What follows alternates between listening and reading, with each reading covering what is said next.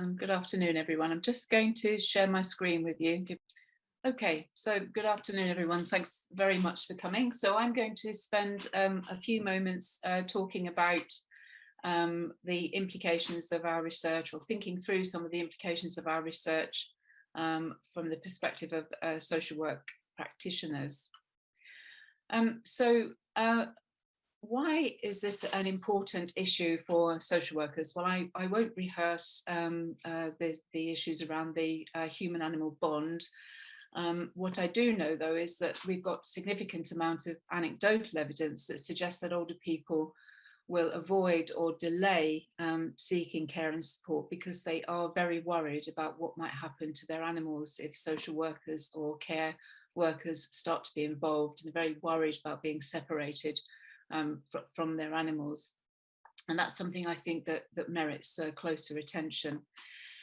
We've talked, Mary has talked a little bit about the importance of the transition into care homes, and I'll speak a little bit about that a little bit later on. And the realities of the implications of a lack of preparation and opportunities to consider care options and to consider different options in relation to care homes is a significant issue.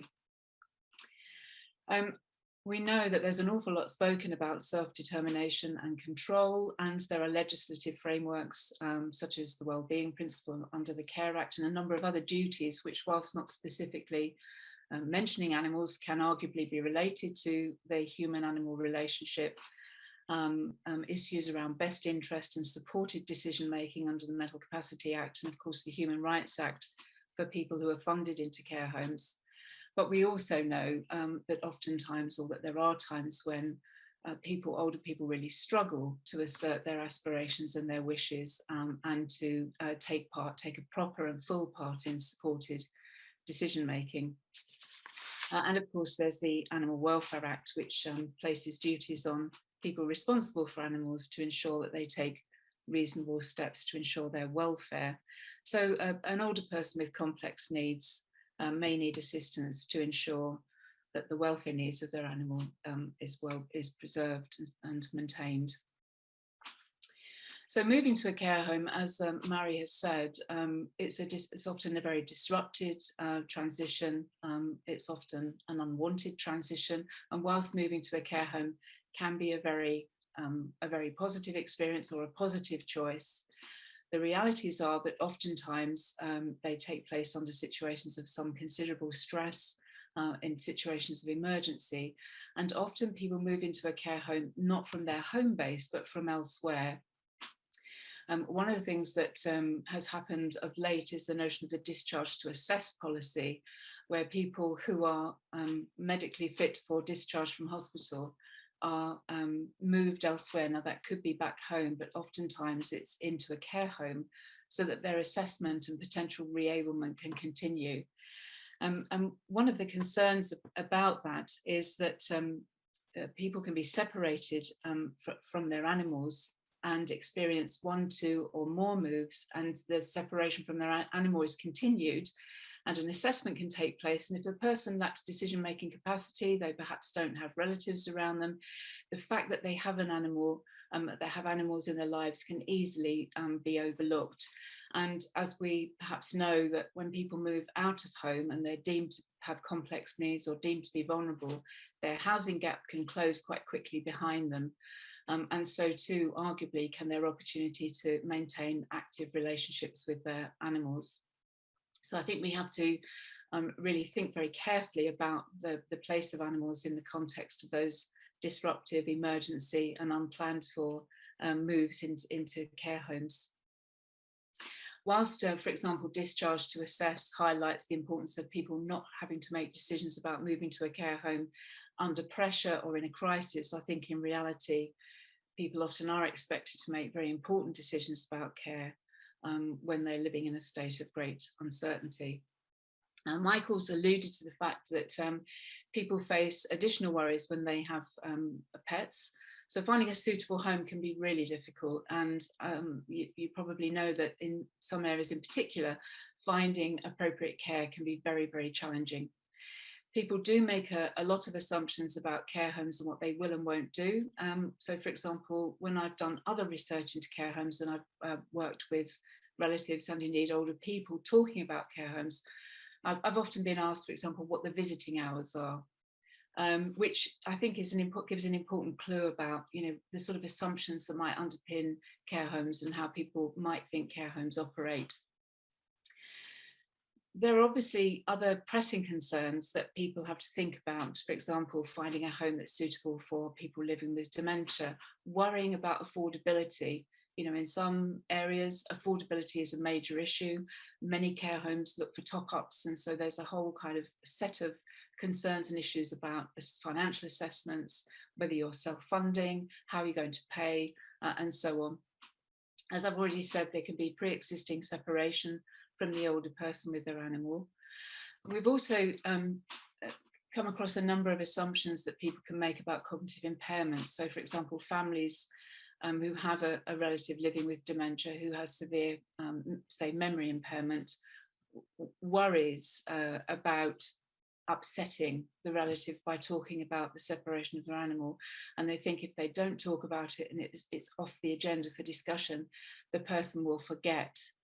And of course, that's not the case and can cause huge distress and upset and add a further burden to the emotional load and the practical load associated with trying to come to terms with living in a new place.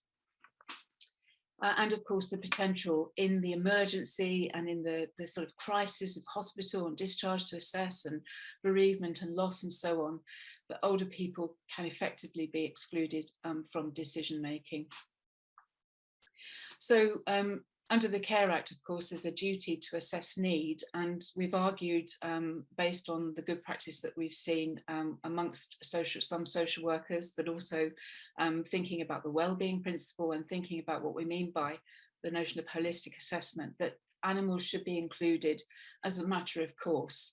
And that includes not just people who currently have animals, but also who may have had animals in their past, who perhaps have a biographical connection or biographical threads with animals over the past, because this can be a very important route to comforting care, particularly for people living with dementia.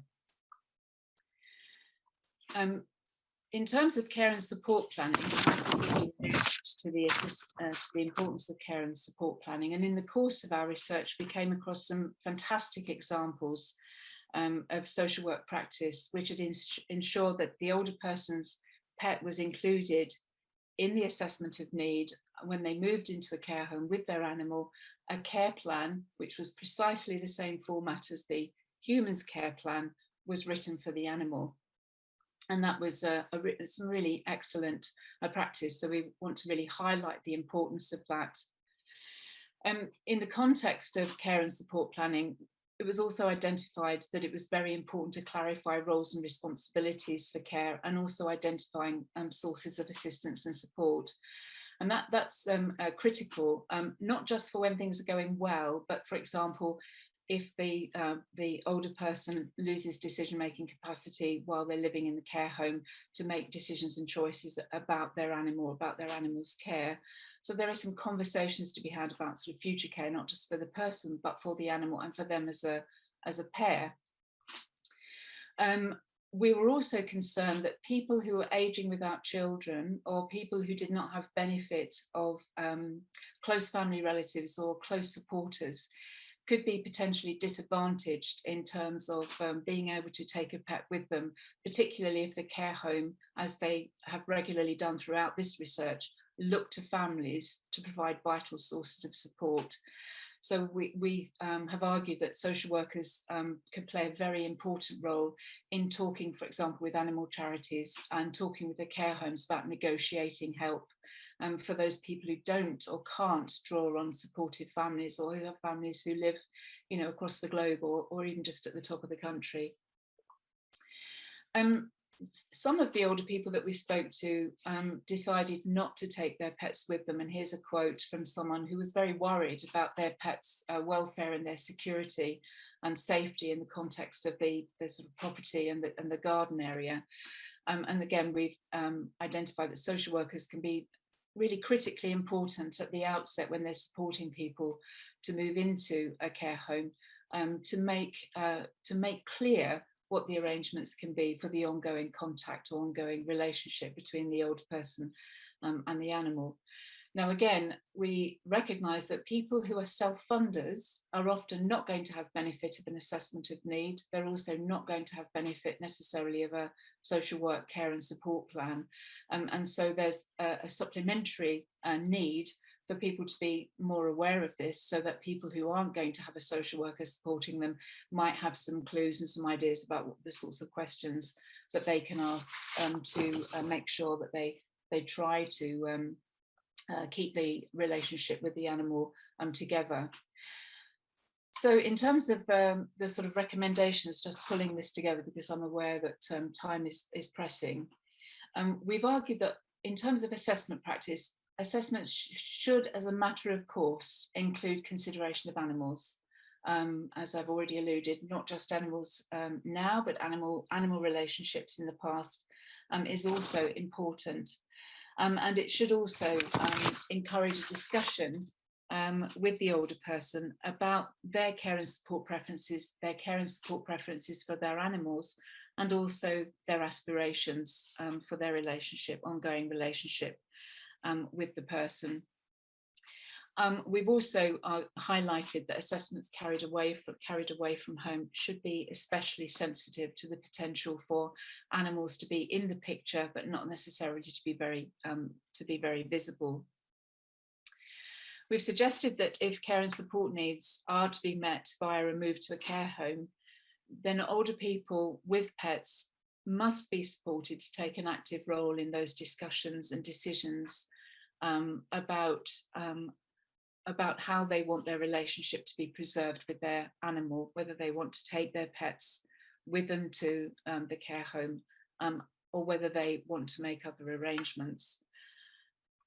Assessments which provide information about pets and their needs are welcomed by care homes, and so the care plan that social workers can do is often highly valued as a means of helping them to plan not just care for the older person, but care for the older person with their companion animal. We think, I mean, there's a kind of rule that social workers and representatives from local authorities can't specify particular care homes. They can't be seen to recommend care homes. However, we do think that under the duty under the Care Act for local authorities to offer advice and information that's nuanced and that's tailored to individual need, it does not constitute a recommendation for social workers to be able to say, we know that such and such a care home and such a care home do take animals, or they have a pet-friendly policy and they will look to see if you can move in with your pet. And this can take a significant burden away from families and older people who have, to be frank, a great deal to worry about alongside worrying about their animals. We've also suggested that social workers should just ask the question. So even if a care home is not advertising itself as pet friendly, that it should say, would you consider taking the person with an animal? Because as Michael said in his earlier presentation, sometimes care homes were not averse to taking animals, but they simply weren't ever asked because relatives often assumed it wouldn't even be an option that could be considered.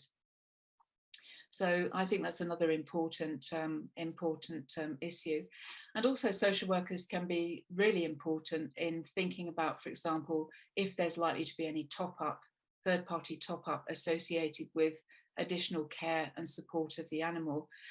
And again, that could disadvantage people who are looking for publicly funded beds, care homes at contracted rates, who may say, we simply don't get sufficient financial resources to care for the person, leave aside caring for an animal as well. And that could again further disadvantage someone without relatives who are prepared to sort of step up, or access to an animal charity who might be able to do that on a voluntary basis, or just the goodwill of care workers.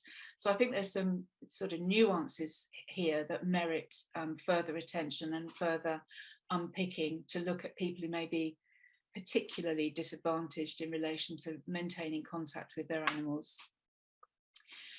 We've also, of course, highlighted the importance of advocacy for people who don't have decision-making capacity to discuss their relationship with their animal in relation to care in a care home.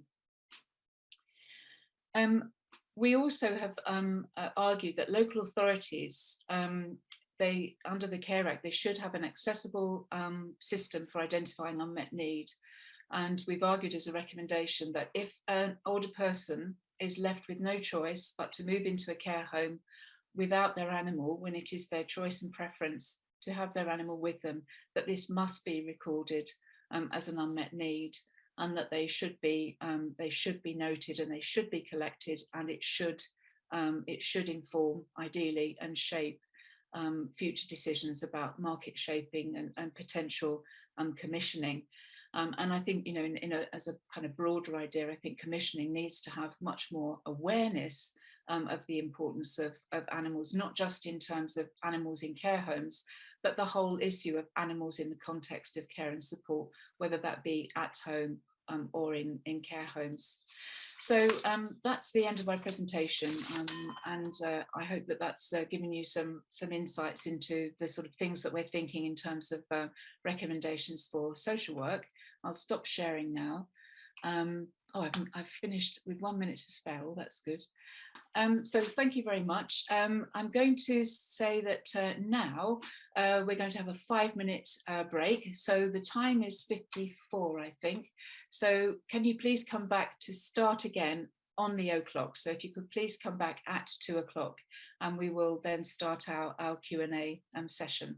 So thank you all so much for your time. Please don't forget to put your quotes and comments in the chat box, and we will also have an opportunity for questions in real time with you speaking after the break. So go and have a coffee, and we'll see you in 5 minutes. So welcome back, everyone. Mary, we're coming back to you. You're going to talk about the implications for animal welfare. Yeah. Indeed, Fiona. Yeah, thanks everyone. So it's going to be, although I've been trying to follow the really interesting questions coming up already in comments, just before we get into those, I'm going to present from the third briefing, which is looking at animal welfare. So again, I'll just move to sharing my screen. So this part of the presentation, I suppose, is an attempt to grapple with what I think is really common in human animal projects, which is attempting to move on from what Sarah Wilson at a conference last week described as being human centricity. I think it's a really nice term, Sarah, which I'm going to steal. So in this paper, I want to focus in more explicitly. It's obviously come up in some of the findings that Michael and Mo have discussed already. But thinking about the space for the animal themselves and the welfare implications. And, I think this is interesting because Dunhill, who we're really grateful for funding us, obviously are particularly focused on the older person and funding research that will benefit them. And then I think there is a risk that animals can come to be seen as a way of facilitating human health or well-being. So how do we really ensure that their interests are protected?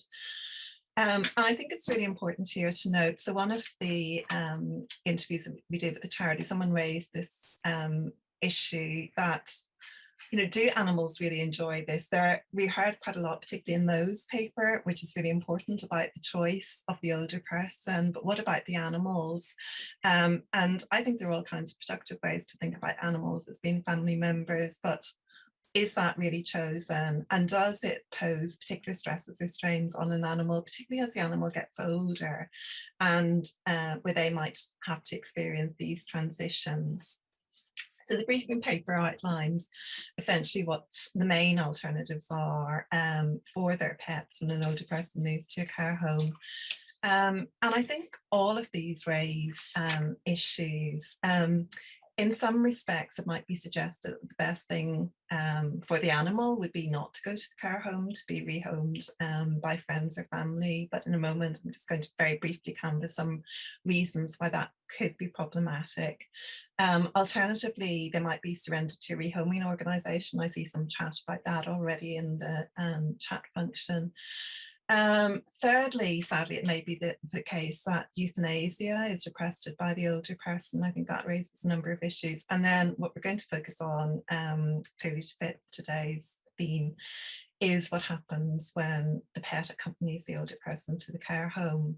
But just to say that one of the charities we spoke to did make the point that the question of rehoming the dog, whether it's a private rehoming or not, can raise concerns. So dogs can end up being passed around.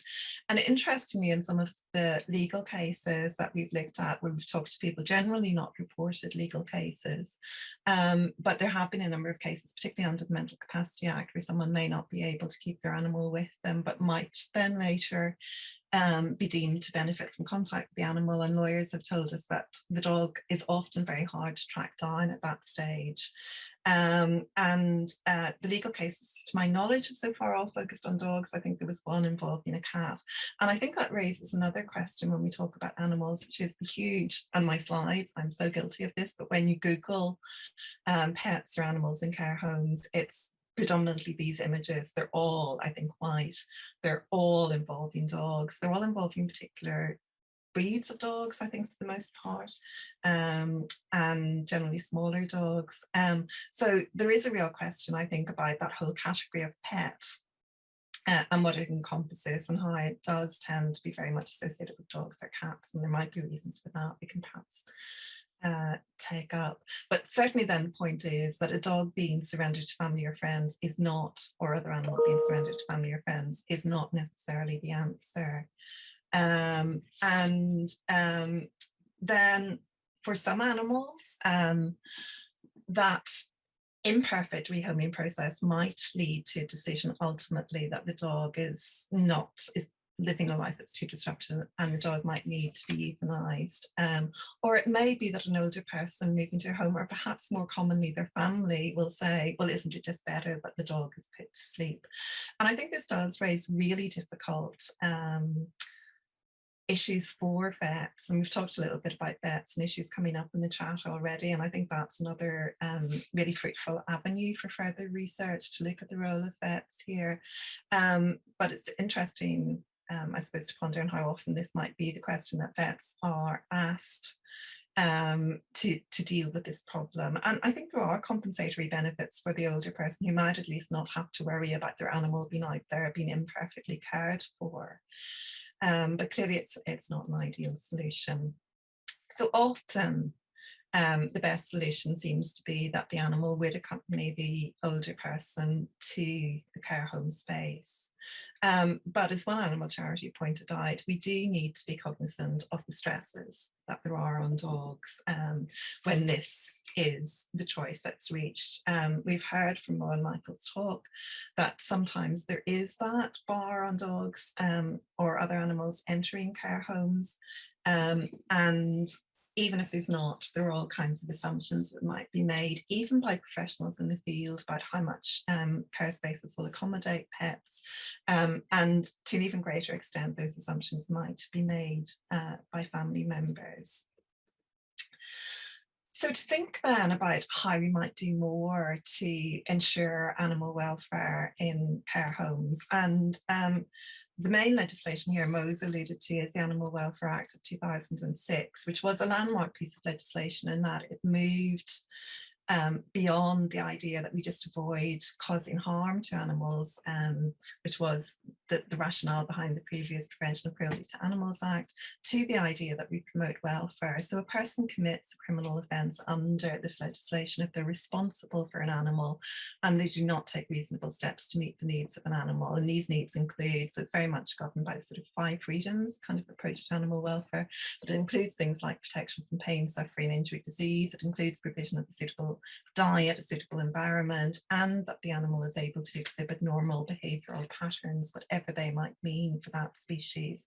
And that can be quite hard to determine in the case of dogs and cats. And of course, this legislation, in common with much legislation, is full of these weasel words. What are reasonable steps? What is a suitable environment for the animal? What does it mean for them to be able to exhibit normal behavioural patterns? So really, really big questions. And the issue is, who is doing this assessment, really? Again, in relation to law, one of the charities we spoke to said, well, the Animal Welfare Act is a guide, but it does only provide minimum standards. But perhaps there are good reasons for law to be limited to these minimal standards, so that it might be difficult if law was very prescriptive, and that we might want to allow some discretion to care homes. But again, this does raise, I think, issues of how many animals can be accommodated. And I think that does get back to the point that, often there isn't very good information about what a care home being animal friendly means. The upshot is that even if they are animal friendly, they have a relatively small number of animals. Can they actually cope if more people were to move with their pets, and how does law respond to that? The other key feature, I suppose, of the Animal Welfare Act is that, in common with much legislation governing animals, what it attempts to do is to make a human being responsible. We've had some discussion in the chat about owners, keepers, stewards. In this legislation, it refers to the person responsible, and that can be the owner. So the owner is always the person responsible. And typically, if an older person with capacity moves with their pets to the care home, they will be the owner, so therefore they will be responsible. But obviously, as we've seen, they often need support. And I think one of the key findings to come out of the research is the importance of their human family for the older person. It makes it much easier for them to keep pets with them if they have the support of their family. Otherwise, they're very dependent on either the care home being very supportive and having staff or volunteers who are willing to help, or they're dependent on charities. The Cinnamon Trust again plays a really important role here. You might be able to support that kind of activity, or some local charities in the area might be able to support it. And that begs questions then, if someone is caring for the animal, when do they become responsible? And so, for instance, if it is a dog walking the dog, they might be the person who becomes responsible, which raises all kinds of insurance and other issues potentially. So I think the law is a bit imperfect in this area. There is a fragmentation of responsibility, but again, there might be risks in being too prescriptive. And of course, the thing we know about legislation in general, but particularly something like the Animal Welfare Act, which is enforced primarily by local authorities, is that there simply isn't money for enforcement. And in this sort of liminal space of care home, which is quasi-private, quasi-public, I think there is a question, although they are obviously tightly regulated, about actually who is overseeing the enforcement of the animal welfare legislation. In terms then of moving beyond legislation, which is only this minimum standard, and what care homes are doing to ensure animal welfare, Mo's talked about the really excellent practice that some social workers were able to tell us about, how pets are included in assessments. And there were some really good examples of where care homes, as she said, are very grateful for these kind of plans. And we had some really nice examples of the very extensive detail that care planning went into to ensure that animals would be cared for throughout their lives, that decisions would be made about what would happen if they did become older, if euthanasia might be on the cards, but also the kind of routine, mundane care of the animals, things like injections, vaccinations, etc., which might all be really, really important in terms of preventing or allaying the public health risks that care homes often pointed to as a reason to be wary of encompassing animals. So there were some really, really positive examples.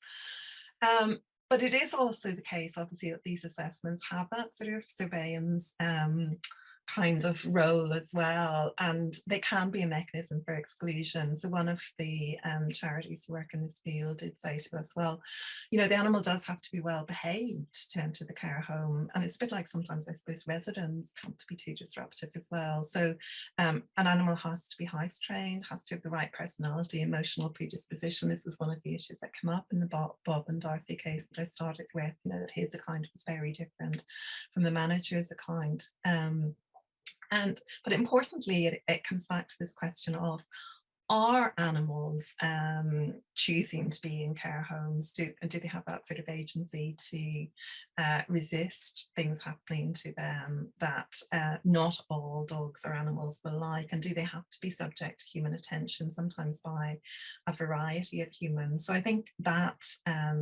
raises a number of questions. And obviously, as well as the individual animal, there are questions about the types of animals, as Mo and Michael alluded to, that can be accommodated. Some breeds of dogs might be more suited than others, and some organisations like Forever Hounds had a fantastic initiative about placing their greyhounds with older people, for instance.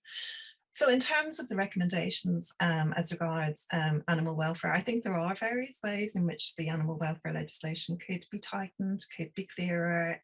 There could be guides under it, and guidance is something that Alexandra Baker is going to talk to us about after we have the questions and answers. The key thing seems to be that for care homes, planning with a degree of realism about what they can accommodate in terms of types of animals, numbers, how that balances against the interests of other residents and workers in the care home space. The importance of clear communication, and then how that communication happens, I think, is a real challenge.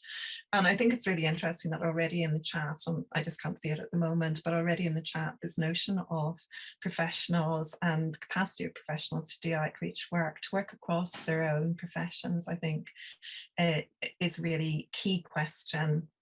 And the idea, I know Carl referred to outreach work by veterinary nurses, but also the idea that we could import from North America of having veterinary social workers who might be more attuned to these kinds of questions, I think is a really interesting one. And then I think coming back to some of the things Fiona said at the outset, as well as enforcing standards, there is a sense of sustaining initiatives that we've heard, I think, in all of our interviews with animal charities about the really good work that they've done in this area beyond their perhaps core function of rehoming animals and providing advice. Many charities have made important interventions in this area, but it can sometimes be something that fades a little bit from debate, and not surprisingly, perhaps it's been swamped by other issues during the pandemic. So I think there is a real question of how we can try and ensure that these kinds of initiatives are taken up, that they don't lapse, and how we get policy buy-in, which again is something that Alexandra will take up after the break. So I'm going to stop at that point. And perhaps then if we move to the questions and answers, which Fiona is going to chair.